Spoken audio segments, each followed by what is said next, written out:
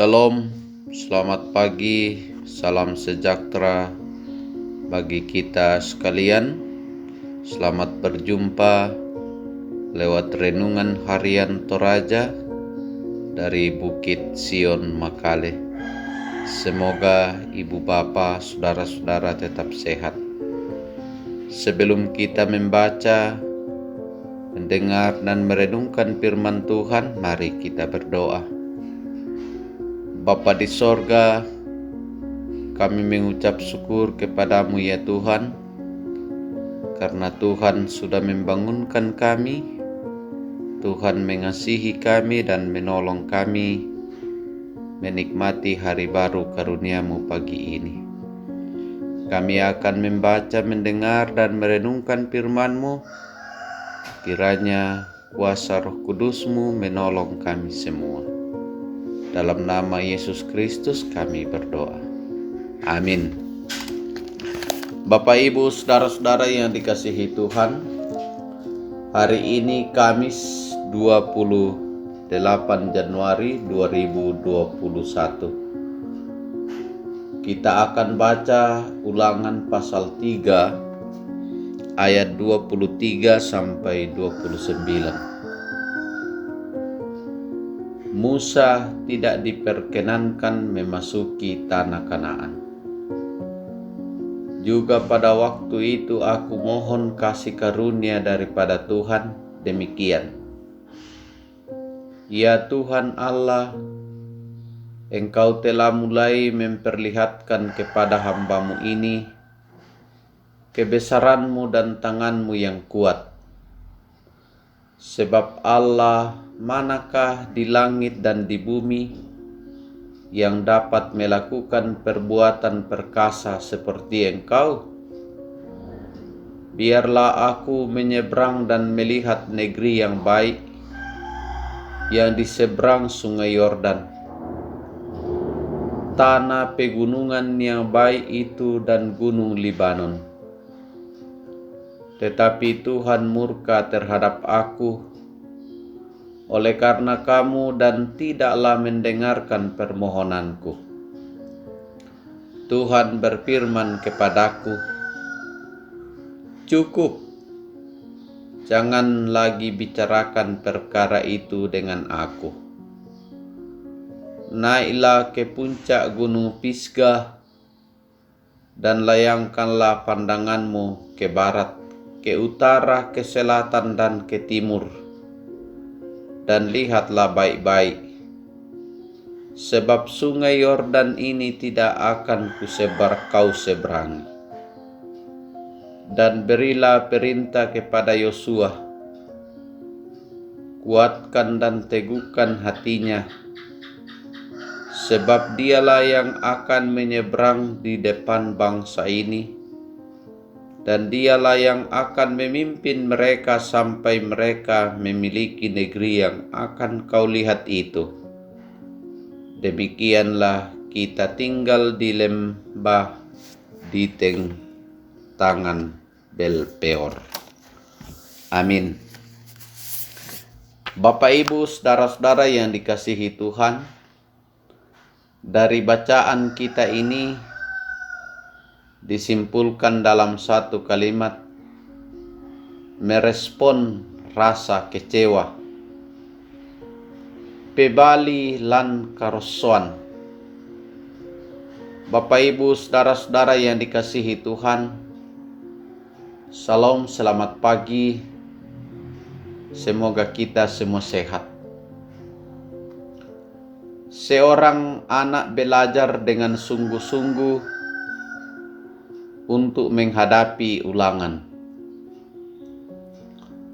Namun karena tidak teliti dalam mengerjakan soal yang sebenarnya dia tahu, maka dia mendapat nilai yang kurang memuaskan. Dia kecewa pada dirinya yang tidak teliti dalam mengerjakan soal. Ada begitu banyak yang bisa membuat kita kecewa. Kita mengerjakan sesuatu dengan sungguh-sungguh, tapi hasilnya bisa mengecewakan. Musa tidak diperkenankan memasuki tanah Kanaan oleh Allah. Musa hanya diberi kesempatan melihat tanah Kanaan dari jauh. Bagaimana perasaan dan reaksi Musa? Kecewa, tentu. Musa telah berjuang memimpin bangsa Israel keluar dari tanah Mesir. Namun dia sendiri tidak akan masuk ke tanah Kanaan. Siapapun yang berada dalam posisi Musa pasti akan merasakan kekecewaan yang sama. Tetapi respon seseorang terhadap rasa kecewa itu bisa berbeda-beda.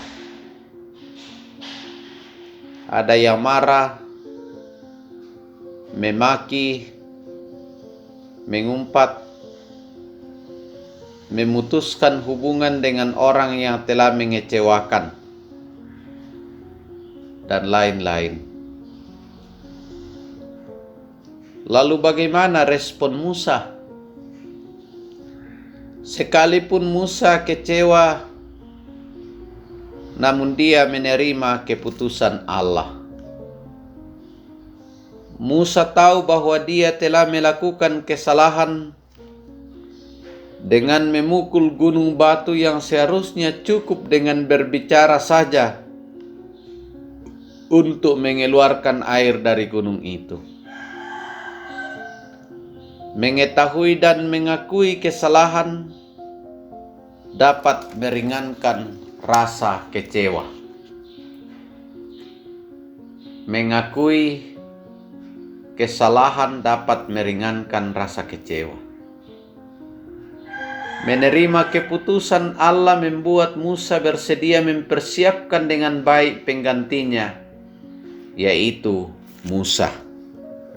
Dalam bacaan kita tadi, Musa menyampaikan kepada Yosua, "Kuatkan dan teguhkanlah hatimu." Rasa kecewa karena melakukan kesalahan dapat dipakai Allah untuk membentuk kita menjadi lebih baik. Mengetahui kesalahan kita dan mengakuinya membuat kita lebih berhati-hati dalam bertindak. Belajarlah dari rasa kecewa yang kita alami. Jangan menyalahkan orang lain. Bangkitlah. Tuhan sedang membentuk kita menjadi lebih baik. Amin. Mari kita berdoa. Terima kasih Tuhan, kami angkat kepadamu pada pagi hari ini. Ajarlah kami untuk selalu taat pada firman-Mu. Tidak mudah kecewa, tetapi lebih mudah mengakui kesalahan, karena Tuhan akan menerima kami sebagaimana adanya. Tolong kami dalam seluruh aktivitas kami hari ini. Perlengkapi sukacita seluruh warga jemaat karena sehat, karena umur bertambah, karena menikmati berkat-berkat Tuhan. Yang sakit Tuhan pulihkan, baik yang sedang dirawat di rumah isolasi mandiri maupun yang sedang dirawat di rumah sakit. Kami berdoa bagi yang berduka, Tuhan kiranya menghibur mereka. Tolong mereka semua dalam keadaan mereka. Berkati apa yang kami kerjakan, kami usaha, kami pelihara. Berkati bangsa negara karuniamu ini, berkati para pelayan-pelayanmu. Kasihani kami untuk saling mengasihi. Tolong kami semua, biarlah hidup karuniamu ini kami boleh syukuri dengan hidup saling mengasihi, menolong di dalam hidup karuniamu ini. Berkati kami semua, tolong kami. Dalam nama Yesus Kristus kami berdoa. Amin. Terima kasih Ibu Bapa, saudara-saudara sudah mendengarkan firman Tuhan. Kami percaya bahwa ketika kita tetap taat pada firman Tuhan, kita akan senantiasa merasa berbahagia. Dan ketika kita taat pada protokol kesehatan, maka virus corona itu jauh dari kita. Jangan lupa pakai masker, cuci tangan, hindari kerumunan, dan jauhkan kita dari berbagai hal-hal yang dapat menghalangi kita untuk melakukan aktivitas dengan baik. Tuhan memberkati.